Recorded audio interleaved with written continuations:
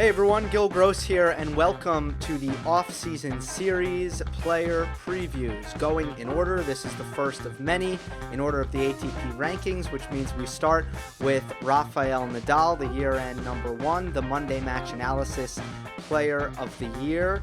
If you haven't checked out the MMA awards, go back and do that. That was the last Monday Match Analysis of the year. These don't really count. This is the off-season series, so to speak.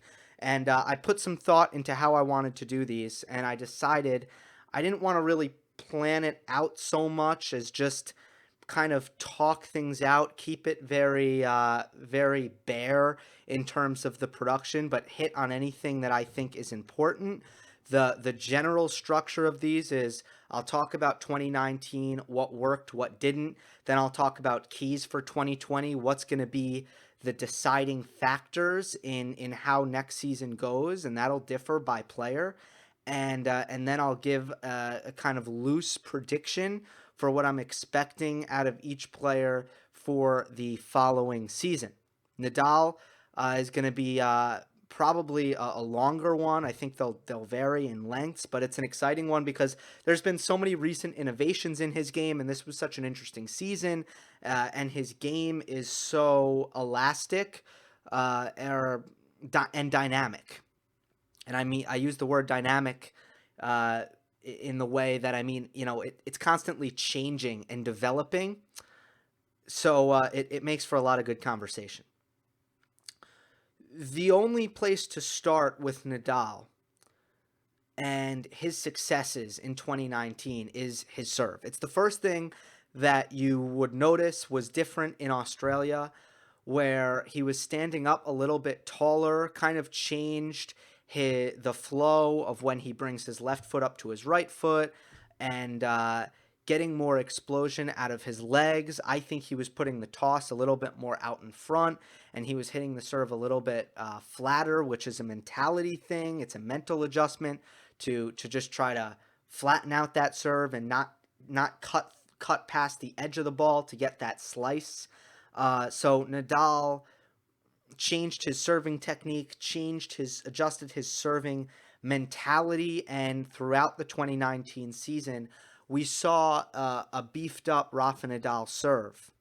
Especially, again, Australia, we saw it. Clay court season, he went back to the old, more conservative serve, which was interesting. And it's quite interesting that he's able to go back and forth so seamlessly. It's just surprising to me. You don't see that very often. But then, start of the grass court season, he went back to the old serve, took that through the hard court season, had a very successful hard court season, won Toronto, won the U.S. Open, of course, was the only person to beat Stefanos Tsitsipas at the ATP Finals. The list sort of goes on and on. As so far as he was healthy, he was winning on hard courts. His Davis Cup run was also on hard courts. So it was a good fast court season for Nadal, in addition to winning the French. And a lot of that was from his serve. Here are the stats. All stats courtesy of Tennis Abstract and the Match Charting Project. What you'll see here is some general career highs for Nadal. The best games won percentage of his career, 63%. The best total points won percentage, 56%.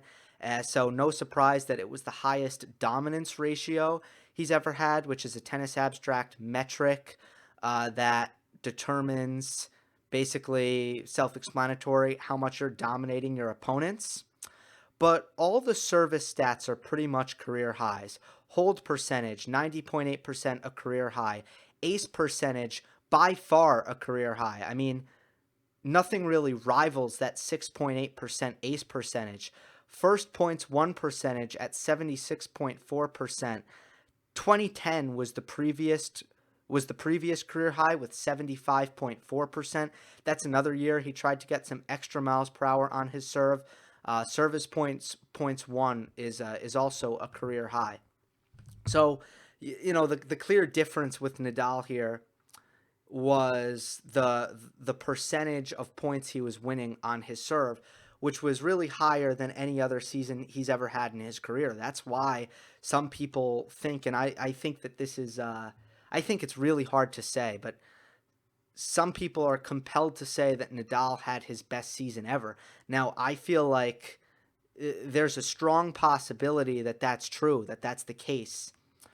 I'm, I'm wondering if everyone, Djokovic, Nadal, Federer, everyone is a little bit worse than they were in the early 2010s. If the overall level of tennis is worse, I wonder about that. So, but comparatively, compared to his level of competition, which I think might be a little lower these days, compared to his level of competition, he had the most dominant year of his career. Still had the injuries, two, one at Indian Wells, one after the U.S. Open. So, in terms of full body of work, you still had those lapses, but when he was on the court and healthy, he's never been more dominant, and it all came from the first serve. Couple of things, in addition to the fact that he was simply serving bigger.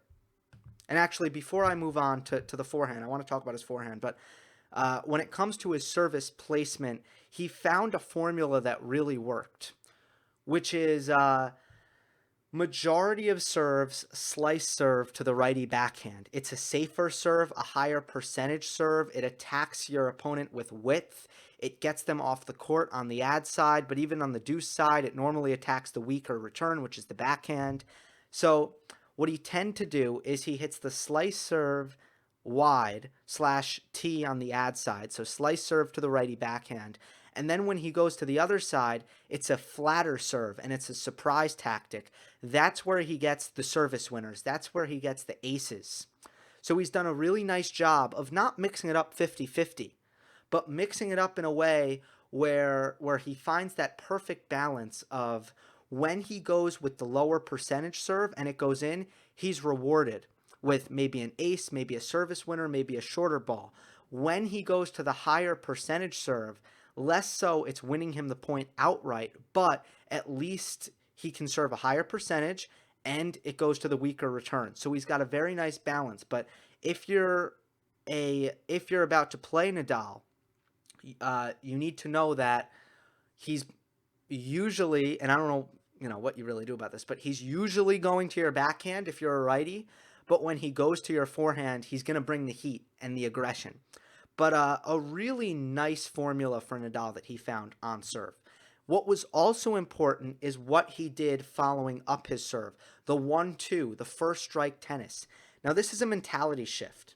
First I'll show it to you, and then I'll talk about what's different and why it's effective. This is break point down in the fifth set against Medvedev. Kind of a big point, no? He hits a 118 mile per hour slice serve to Medvedev's backhand. And Medvedev hits this kind of towards Nadal's backhand wing. And it's a classic Medvedevian backhand because it's kind of low and short, which is quite annoying and quite difficult to attack.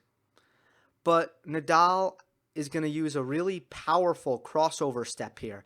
Look at the hip mobility there to try to not only get up to the ball, but also make it a forehand.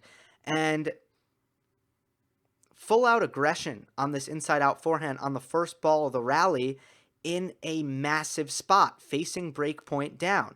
You would never see this early in Nadal's career, especially on such a big point. He would never go for this in this situation, this big off the first ball on a return that's, semi-attackable, but by no means a sitting duck.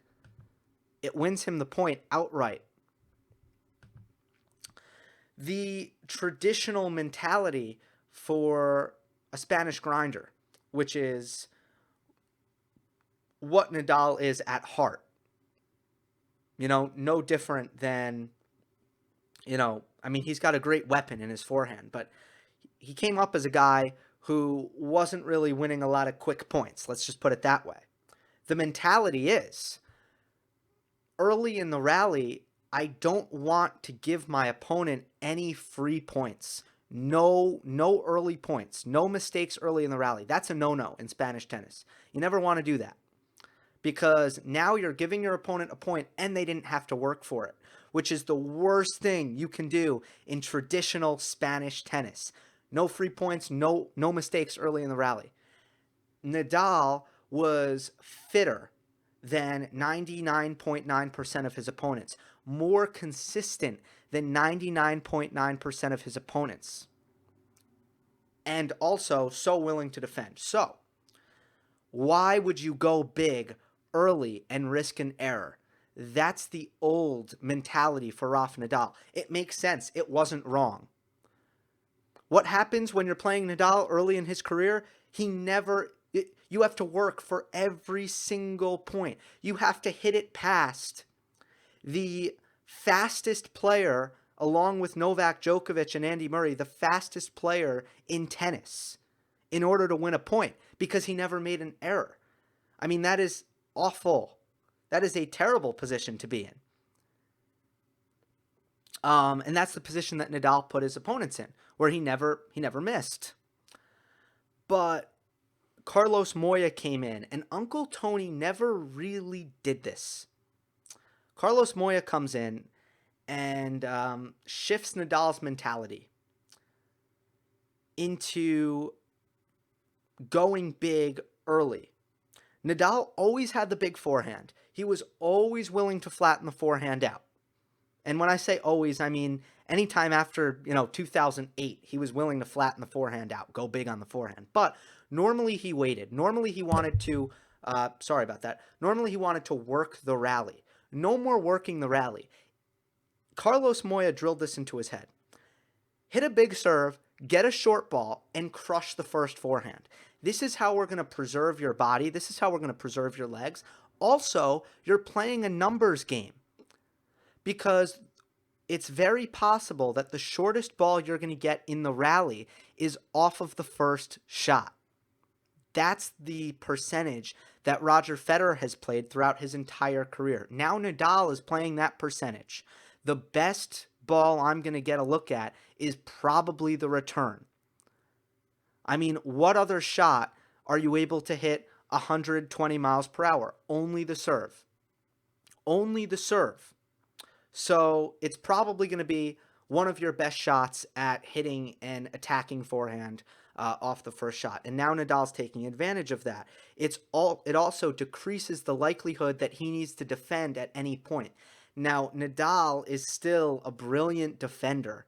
He's a better defender than 98% of the tour still.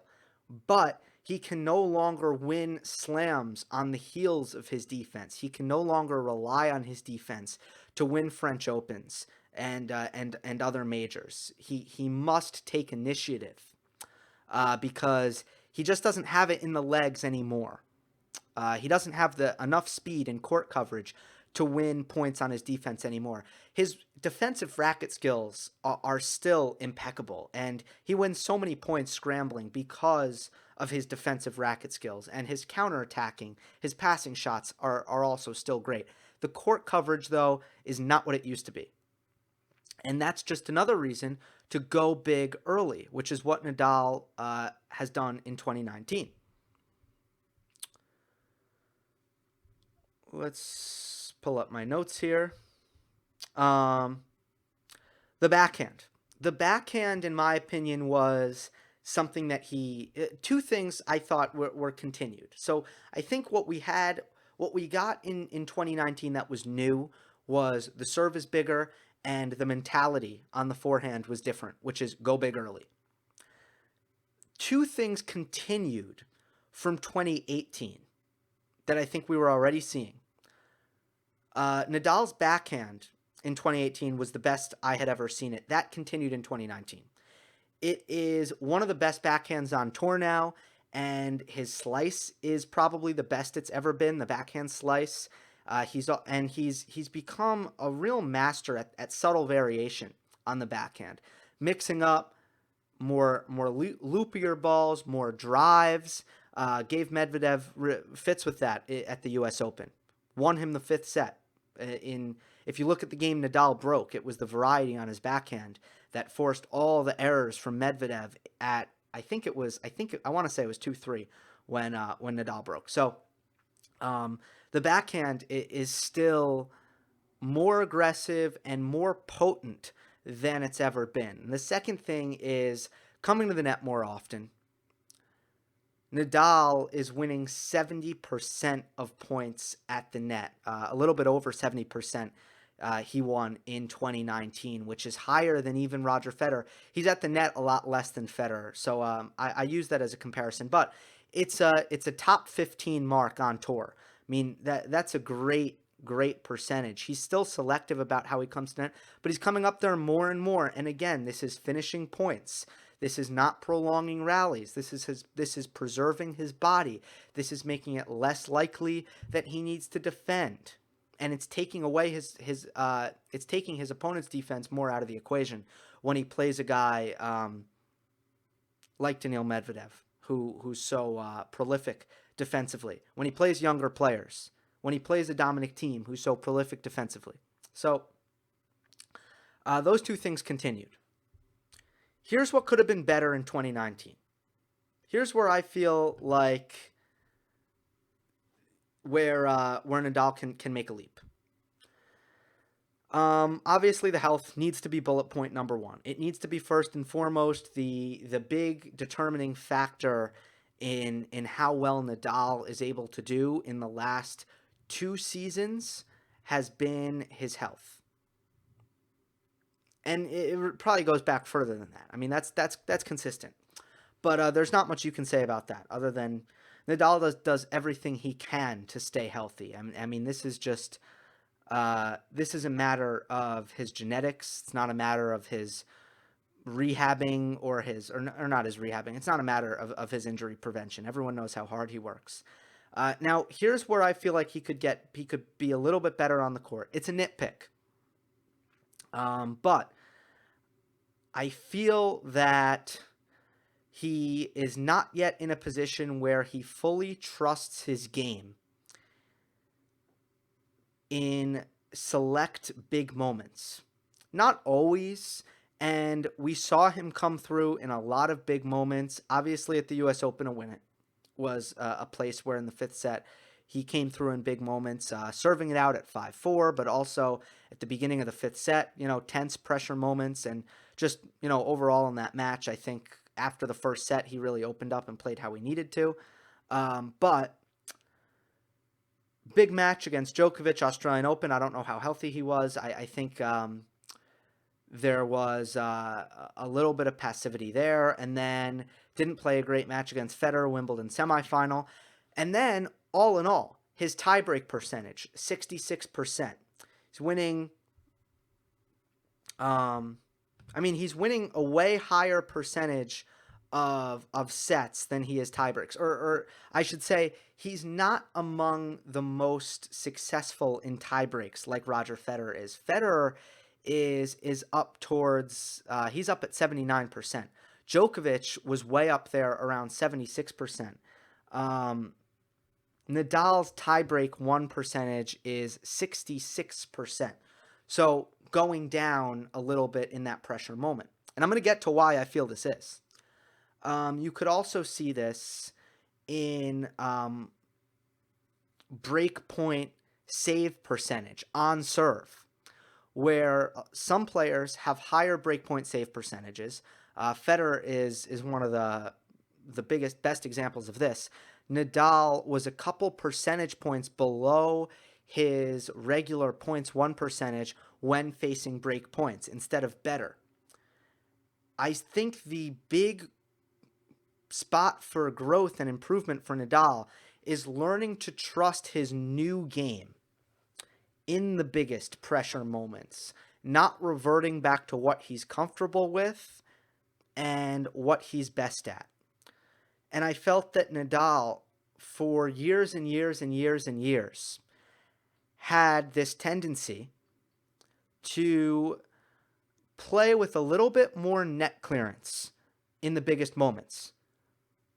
When the pressure is at its highest, you are getting safer serves, you are getting more intense footwork, always finding forehands, but you are getting high over the net, looping, safer shots.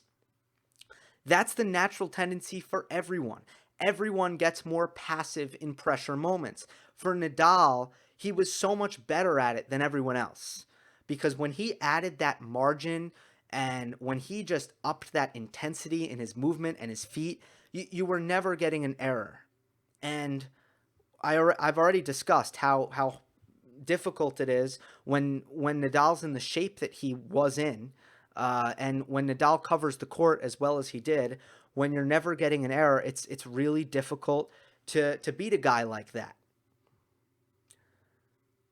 You know, that's how he felt comfortable. Nadal has always felt nerves. He's always changed his game in big moments. Now he needs to try to adopt the mentality that makes Federer and John Isner.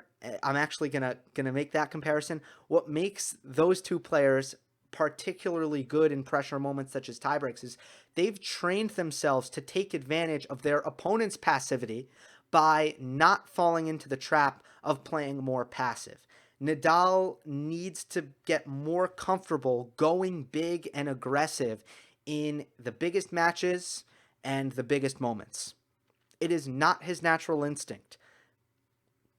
And that's one explanation for why he didn't play his best matches against Djokovic in Australia and Federer at Wimbledon. One explanation for that is, yes, the competition was way hiked up. He had way less time. I mean, they both played incredible 10 out of 10 matches. Of course he's going to look worse, but I still think he was disappointed with both of those performances, and he wasn't playing the same kind of dominating, aggressive tennis in those two matches as he was in the lead up to those matches, because he just wasn't able to bring it.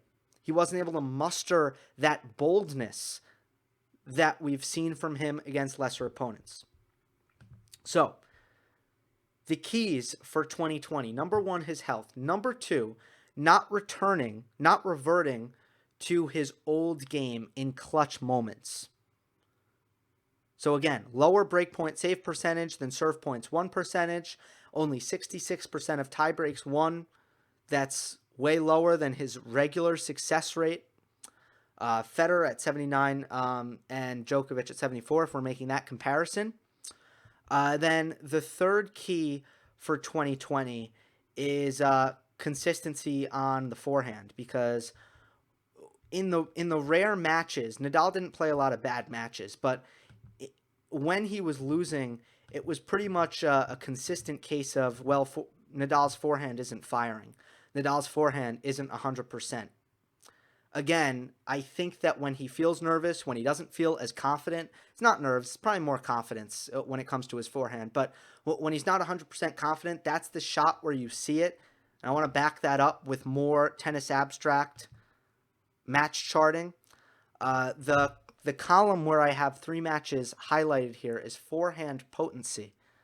The Zverev match, Tour Finals, coming back from injury after Paris against Tsonga. You see that was his worst forehand potency in his last 52 matches, -7.5. Then the loss to Federer, 5.5, one of his lowest on this page. And then Tsitsipas in the loss to Madrid. He also beat Tsitsipas with only a 1.5 forehand potency.